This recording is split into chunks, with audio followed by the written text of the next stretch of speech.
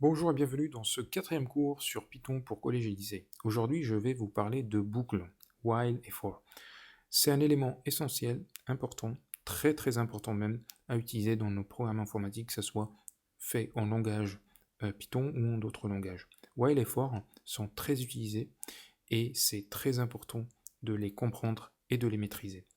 On va du coup commencer par parler de while et après je vais vous parler de for.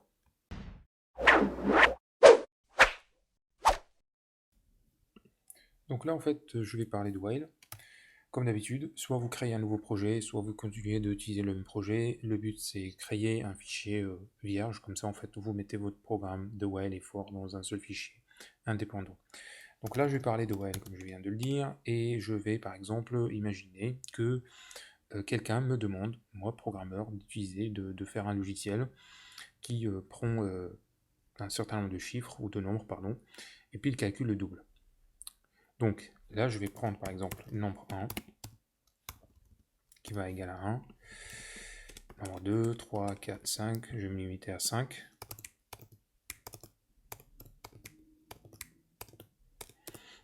Voilà, et le nombre 2 est égal à 2. Je vais prendre un exemple très simple. Donc le nombre 1 égale à 1, 2, 2, 3, 3, jusqu'à 5. Et puis mon programme, il est très simple, il calcule le double de chaque nombre. Donc le double 2, virgule, je mets nombre 1 et 2 points, et ça va être, donc c'est nombre 1, c'est le double fois 2.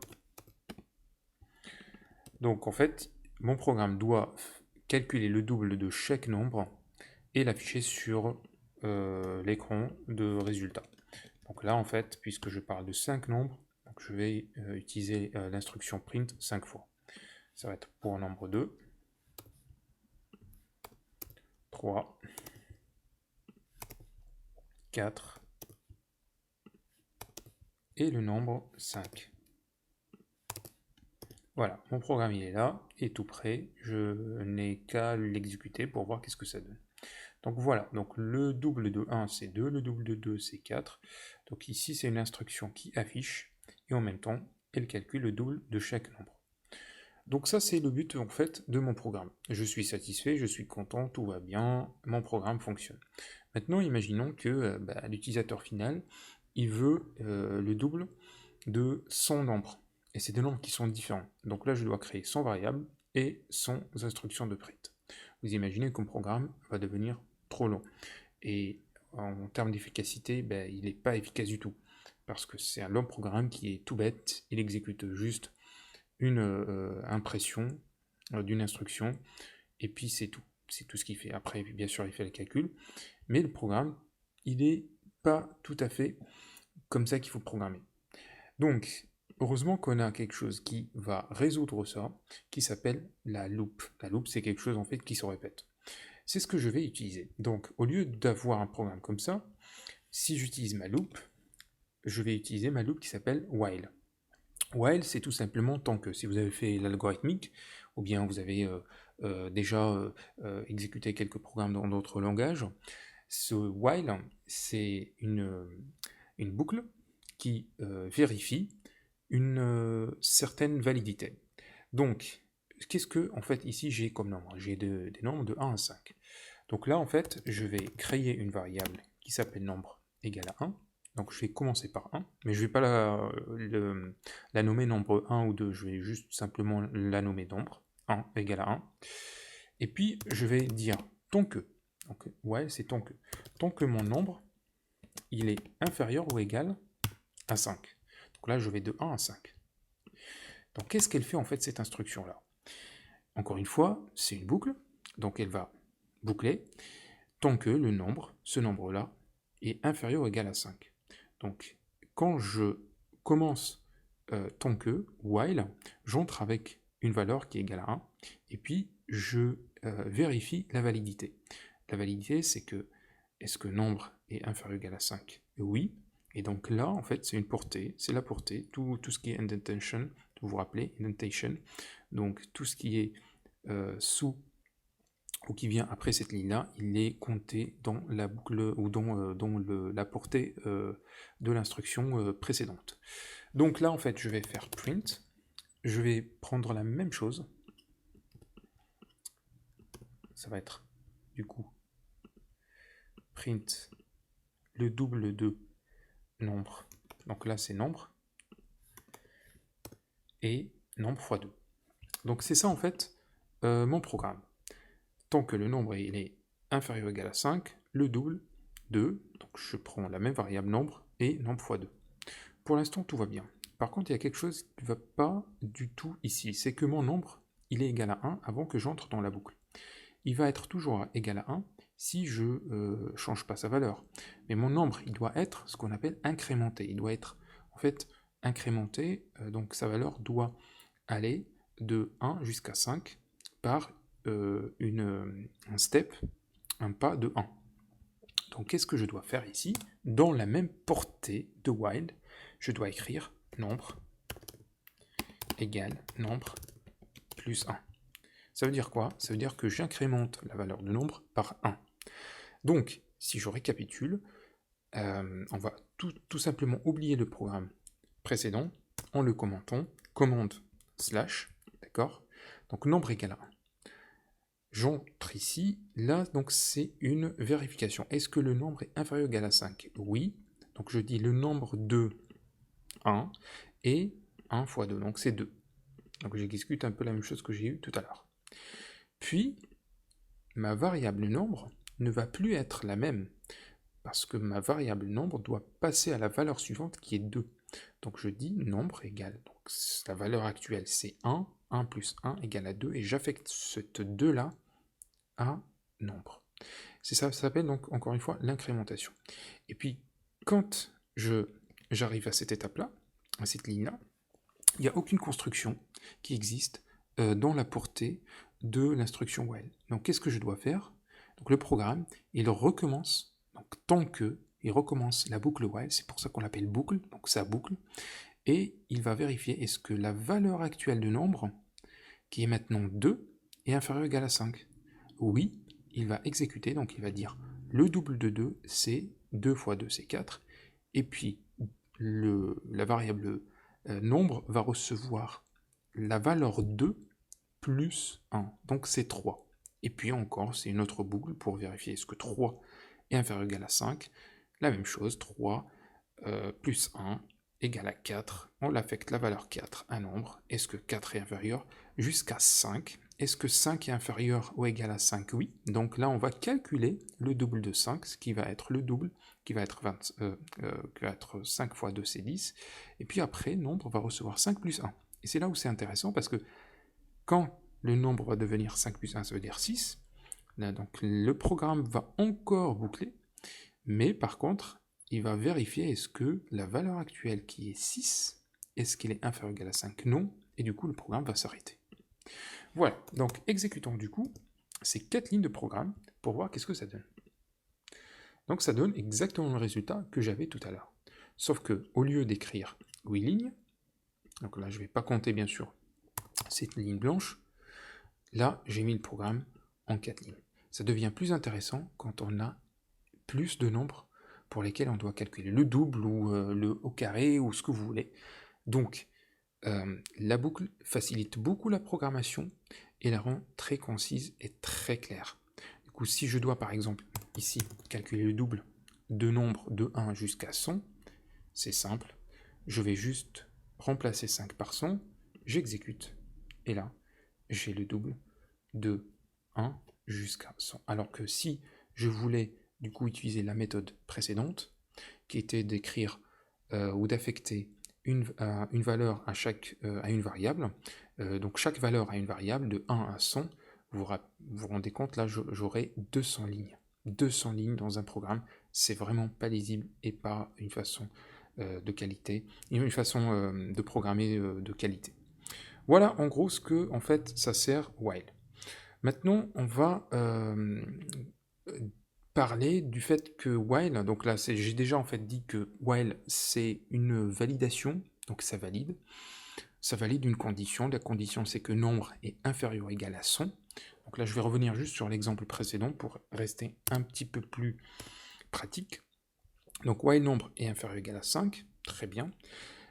Maintenant, while, c'est exactement comme if, c'est juste que ça boucle. Donc, elle aussi, while, supporte else, l'instruction else, qu'on a vu quand on a parlé de if, les instructions conditionnelles. Donc, else, donc si par exemple, on arrive à 6, donc là 6 est inférieur ou égal à 5, non. Donc c'est là où en fait on exécute else, qui est sinon, qui est la négation de cette instruction-là. Donc else, je vais dire ici, par exemple, fin de boucle, ou bien plus de nombre ou plus de double à calculer. Voilà, quelque chose comme ça. Du coup, j'exécute en fait mon programme. Voilà, 1, 2, tac, tac, et plus de double à calculer parce que tout simplement, j'ai fini ma loop.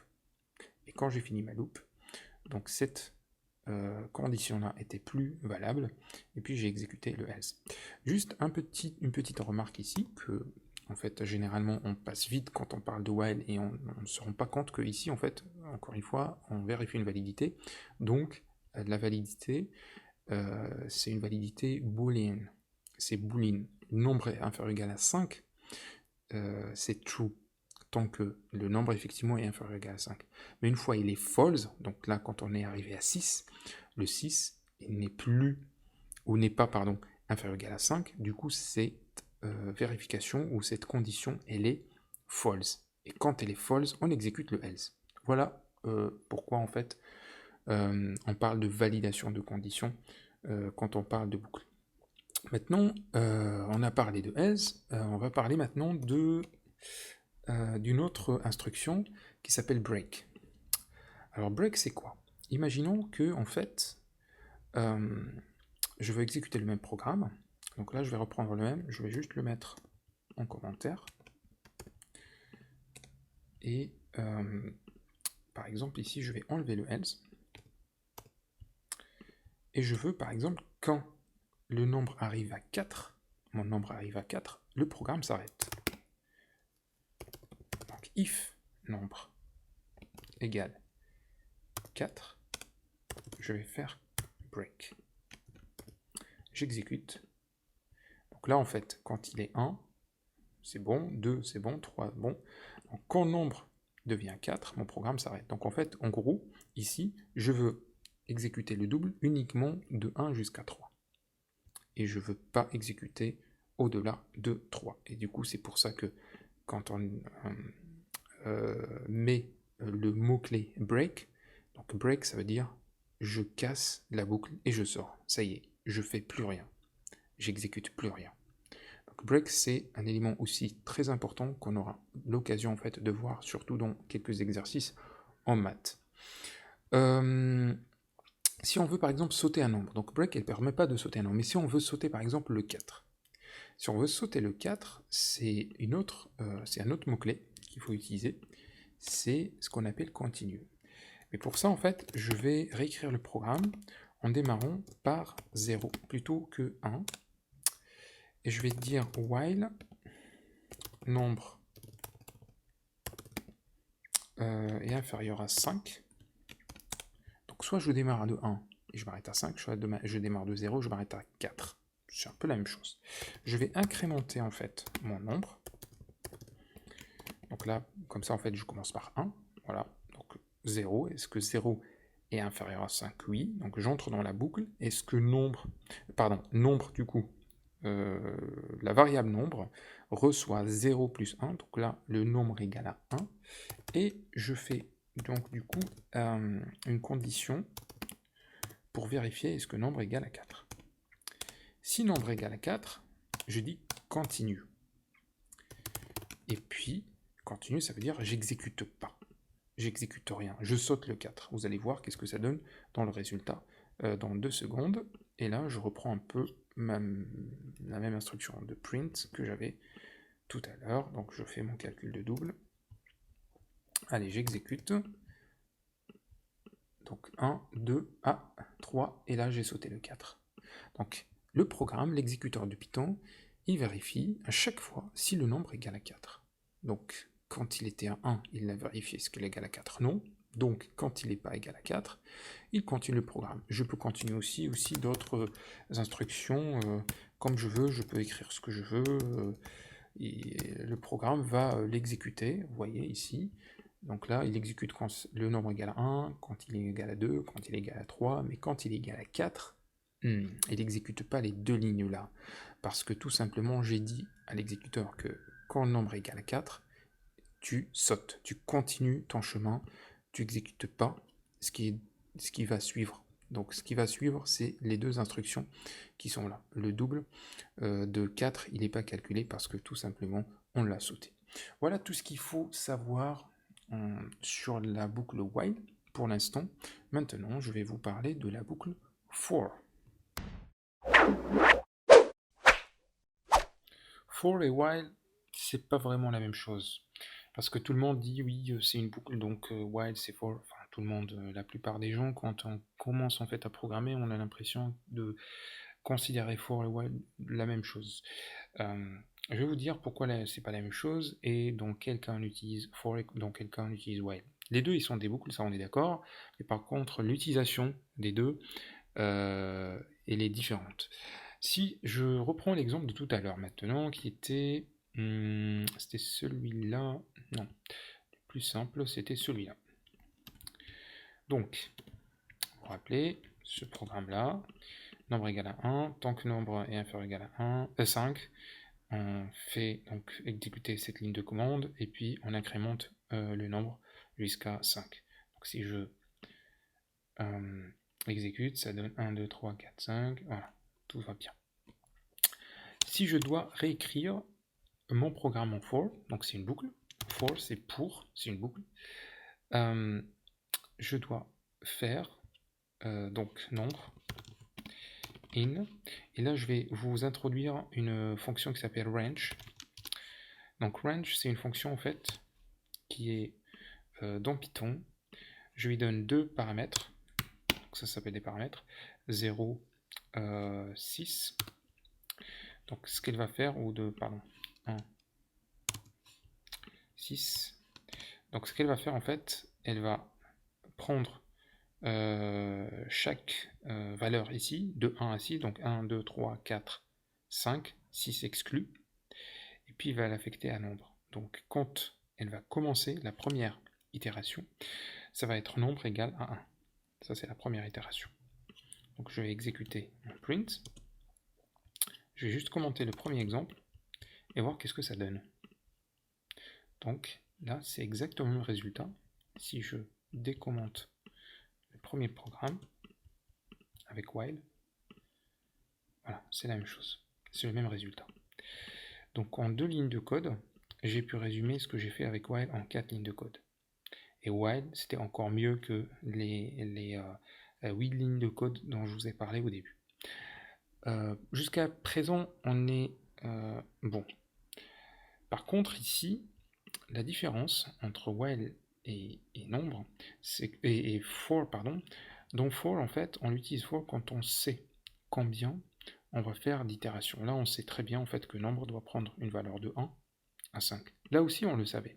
Mais par contre, l'utilisation de while ici, elle n'est pas très pertinente. While, elle peut être utilisée dans des cas où on ne sait pas combien d'itérations on doit faire. Et je vais vous donner un simple exemple. Je vais commenter juste les deux. Et l'exemple que je vous propose, c'est un exemple qui est connu dans les programmes informatiques. Imaginons que l'utilisateur doit cliquer sur X, donc doit cliquer sur fermer, pour fermer le programme.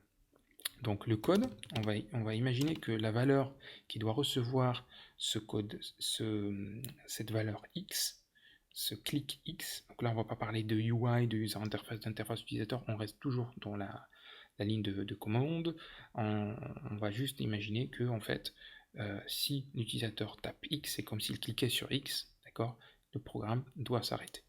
Donc je vais initialement affecter une valeur vide au code que j'attends que l'utilisateur mette dans la ligne de commande. Et puis je vais faire while code, tant que code, il est différent de x. Tant qu'il n'a pas écrit x, donc code, ça va être quoi? Ça va être ce que l'utilisateur doit écrire. Donc là, je vais lui dire merci de taper votre ou d'écrire votre décision. D'écrire votre décision. X, donc c'est pour quitter. Et autre, continuer.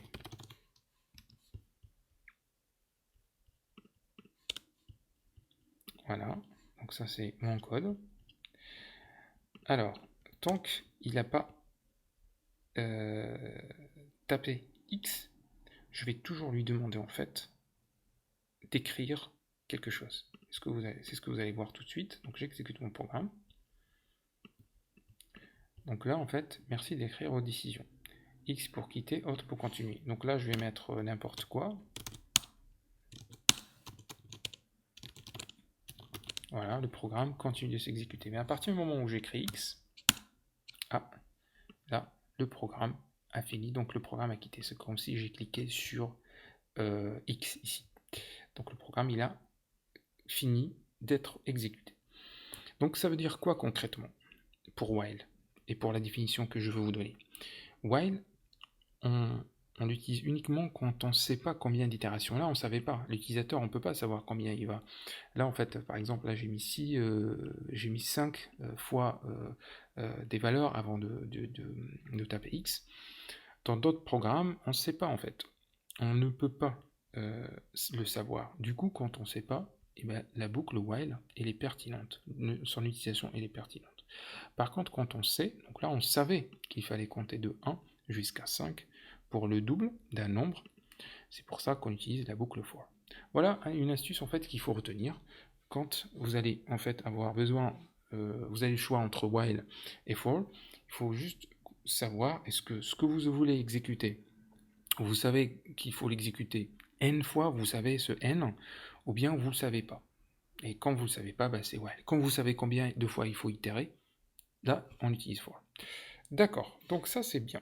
Jusqu'à présent, je continue en fait mon programme. Donc tout à l'heure, je vous ai montré que on peut résumer les 4 lignes en 2 lignes, c'est très bien. Maintenant, en fait, je vais vous donner d'autres exemples sur for. For, en fait, on peut l'utiliser aussi sur les listes qu'on a déjà vues. Donc là, si je prends la liste que j'aime bien, c'est la liste de voitures. Donc là, je mets juste en commentaire, pardon, ce programme-là, et je pars sur un autre exemple. Donc voiture. Donc là, BMW, Ferrari, McLaren, par exemple. Et je demande au programme, en fait, juste avec for, de m'afficher le contenu de cette liste, ou de chaque élément de cette liste-là. Donc là, je vais faire pour voiture in, dont in, c'est comme in qu'on a vu dans range. Donc c'est for voiture in voiture. Donc là, je vais lui dire imprime-moi voiture. Ça veut dire quoi? Donc la valeur voiture, là je l'introduis. Elle n'était pas là, elle n'existait pas. Je l'ai introduit dans for. Donc c'est une nouvelle variable. For voiture, in voiture. Donc il va, cette valeur-là, il va prendre BMW. Après, grâce à la boucle for, il va l'itérer automatiquement. Il va passer à l'index 1, vous vous rappelez, donc ça c'est l'index 0, ça c'est l'index 1, ça c'est l'index 2. Et après il va passer à l'index 2. Et dès qu'il n'y a plus d'index, il s'arrête. Tech, BMW, Ferrari, McLaren. Là, si je veux, par exemple, je reviens sur mon exemple de range, et je veux qu'il m'affiche en fait de 1, il m'affiche les nombres de 1 à 100. Donc for number, for nombre, in, range, de 0, je vais mettre de 0 à 100, ça va être du coup de 1 jusqu'à 101, parce que 101 ça va être exclu. Print nombre. J'exécute, voilà, il m'affiche de 1 jusqu'à 100. Si je veux sauter, par exemple, ça, je vous donne juste quelques utilisations de range. Donc range, en fait, elle, elle autorise l'utilisation de 2 paramètres et même 3 paramètres si je veux le pas. Donc j'ai utilisé le pas. Donc là, je vais sauter de 2. D'accord, donc 1, 3, etc. Donc voilà, si j'exécute, ça va être 1, 3 parce que je saute. Voilà, en gros, c'est ça. Maintenant, en fait, si je veux, par exemple, ne pas afficher si je veux d'abord afficher que en fait la boucle est finie. Donc là je reviens juste sur l'exemple précédent, range 1.6. Donc c'est la même chose que while, parce que encore une fois, c'est une boucle qui vérifie, elle va de 1 jusqu'à 5, il vérifie que quand elle arrive à 6, eh bien, elle doit s'arrêter. Donc c'est un peu la même chose, c'est exactement la même chose que while. Donc aussi, elle permet d'autoriser l'utilisation de else. Alors, else, là je vais dire plus de voitures, par exemple, ou plus de nombre. Dans ce cas-là, plus de nombre. Voilà, j'exécute. Donc il a fait de 1 jusqu'à 5, de 1 jusqu'à 5, 6 exclu, et puis après, quand il a fini, il n'y a plus de nombre. Elle aussi, en fait, la boucle for, elle permet l'utilisation de les mêmes instructions qu'on a vues sur while. Ils sont aussi valides ici. Par exemple, là, je prends l'exemple de voiture, donc BMW, Ferrari, McLaren, et je veux qu'en fait, quand c'est Ferrari, quand il arrive à Ferrari, il s'arrête, d'accord. Je vais encore ajouter d'autres exemples de voitures. Et je veux, allez, dès qu'il arrive sur PSA, il s'arrête plutôt. Donc là, ce que je dois faire, c'est for voiture, in dont voiture, if ici la voiture égale, donc là je vais m'arrêter, on l'a dit, sur PSA.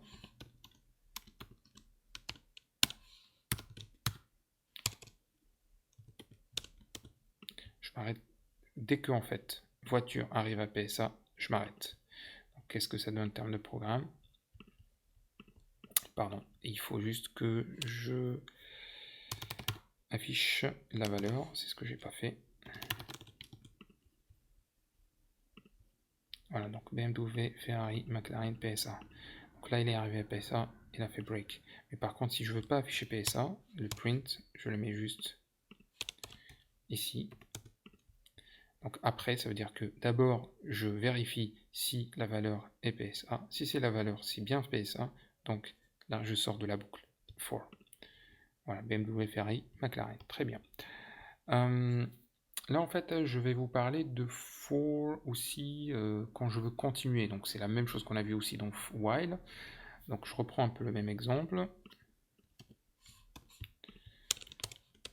Et là, je dis si c'est Ferrari, par exemple, ben, il n'affiche pas. Ça veut dire, ici, je dois remplacer break par continue. Donc il doit continuer. Donc là, il affiche BMW, McLaren, PSA, il saute Ferrari. Donc BMW, il saute Ferrari, McLaren, PSA, Renault. Tout simplement parce que je lui dis que dès que c'est Ferrari, tu vois que c'est Ferrari, donc dès que la valeur de voiture est Ferrari, continue, ça veut dire tu sautes. Tu continues ta boucle, ça veut dire tu reprends depuis le début, tu t'en fous de ce qui va arriver après comme instruction. Une autre utilisation aussi de for, c'est dans un petit peu plus avancé, c'est ce qu'on appelle les loops imbriqués. C'est un peu comme les instructions imbriquées qu'on a déjà vu dans les cours précédents. Donc là, je vais par exemple prendre quelques modèles de voitures. Donc, modèle. Avec quelque chose qui ressemble. Donc là, en fait, je vais juste faire un copier-coller d'un exemple que j'ai déjà. Tac. Donc ça, en fait, ça, c'est le modèle BMW. Ça, c'est le modèle Ferrari. Ça, c'est le modèle McLaren. Voilà. Qu'est-ce que vous voyez ici? C'est plus ou moins une matrice. Parce qu'en fait, ici, on a une liste, deux listes. Une liste, deux listes. Donc la première liste, c'est les modèles de BM, la deuxième liste, c'est les modèles de Ferrari, et la troisième liste, c'est les modèles de McLaren. Donc là, je vais looper dans ces listes-là. C'est ce qu'on appelle les loops imbriqués. Donc je vais faire for, d'abord la marque, for mark in, les modèles. Donc là, en fait, marque, ça va prendre quoi à votre avis? Ça va prendre toute la liste qui est là. Parce que la variable marque, elle va louper le contenu de cette liste. Et le contenu de cette liste, elle est constituée d'éléments. Donc le premier élément, ça va être BMW. Donc marque, ça va prendre la valeur de cette liste-là. Et puis après, je vais faire une autre boucle. Donc c'est une boucle imbriquée. En fait, là, je cherche les modèles, parce que c'est ça les modèles. Donc, for modèle in marque. Vous voyez? Donc en fait, au début, c'était marque qui prend cette valeur-là. Maintenant, maintenant, en fait, modèle va prendre une valeur dedans, dans cette liste-là. Donc soit il prend BM, i8, X3 ou X1. Et là, je vais lui demander de m'imprimer tout simplement le modèle. Je vais exécuter, et là, en fait, il m'imprime exactement le modèle.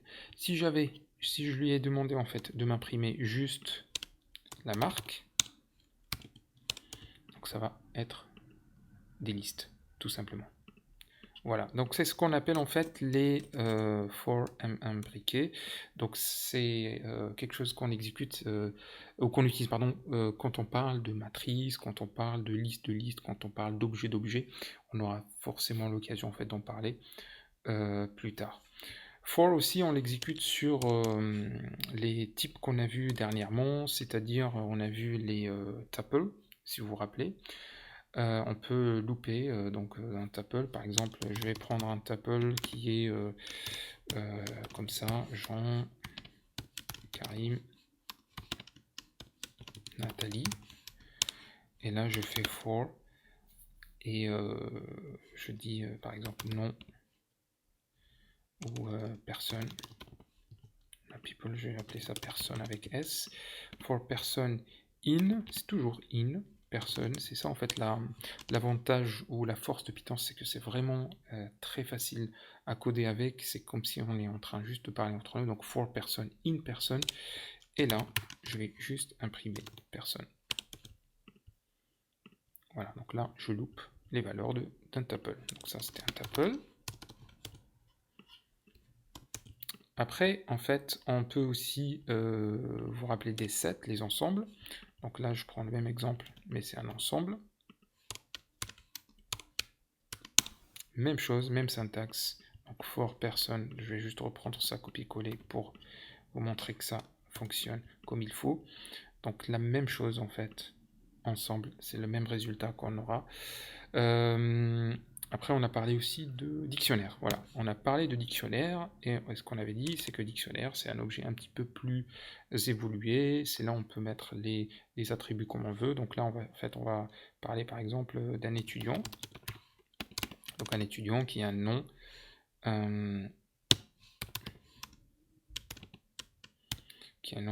voilà, Marie, qui a un âge, 23 ans, et qui a un sexe, donc c'est féminin. Voilà, donc ça c'est un dictionnaire. Je vais juste le mettre de cette représentation là, comme ça c'est plus clair. Voilà, vous pouvez faire la même chose, c'est tout à fait plus clair en termes de lisibilité. Et puis maintenant en fait, je vais boucler. Donc for, on va dire une variable, allez, attribut in étudiant,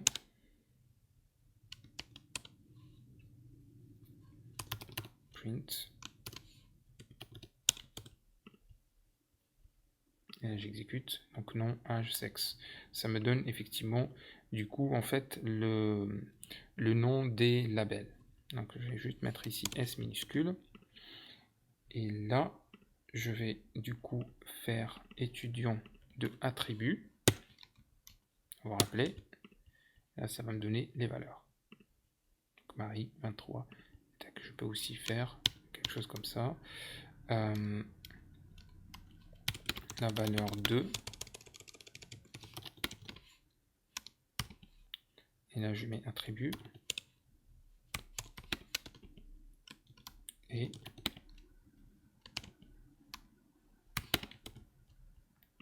comme ça mon programme devient plus clair, donc enfin le résultat devient plus clair, la valeur de nom est Marie, la valeur de âge est 23, etc., etc. On peut aussi en fait boucler dans dictionnaire de dictionnaire, donc là si je prends par exemple étudiant avec S, et donc ça va être Marie, après je vais prendre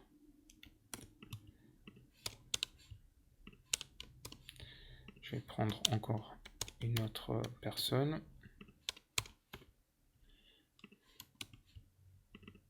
Karim, on va dire 26 ans, il est tech. Donc là en fait, à votre avis, qu'est-ce qu'il faut faire?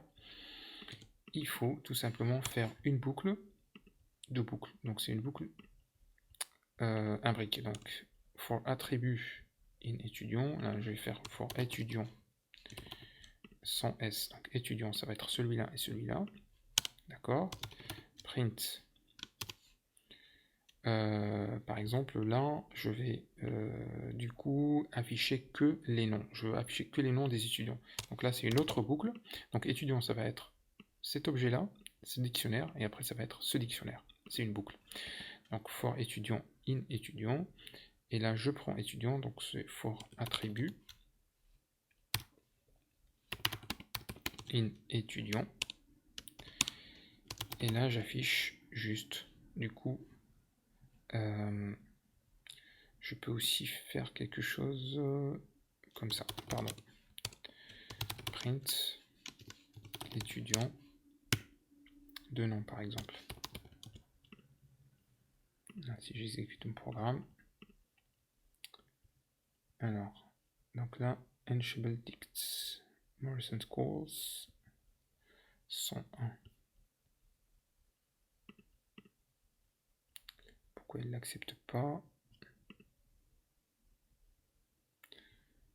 Alors, take 6 Enhashable Type Dicts. Parce qu'en fait, tout simplement, je peux pas faire dictionnaire de dictionnaire. Je fais une liste de dictionnaires. Et là, tout simplement, voilà. Donc c'est une liste de dictionnaires. On peut pas faire dictionnaire de dictionnaire, effectivement, parce que dictionnaire, c'est un objet qui ressemble à ça. Donc attribut key et value, clé et valeur. Donc ça, c'est la clé. Ça, c'est valeur, tout simplement. Et là, je me suis trompé, effectivement. Il faut mettre une liste de dictionnaires. C'est pas un dictionnaire, ça n'existe pas dans Python. Voilà, donc ça vous donne une idée sur for, while. Encore une fois, les cas d'utilisation des deux, ils sont tout à fait différentes. Rappelez-vous, while c'est quand on ne sait pas combien je dois itérer, for quand on sait combien je dois itérer. Allez, à la prochaine séance.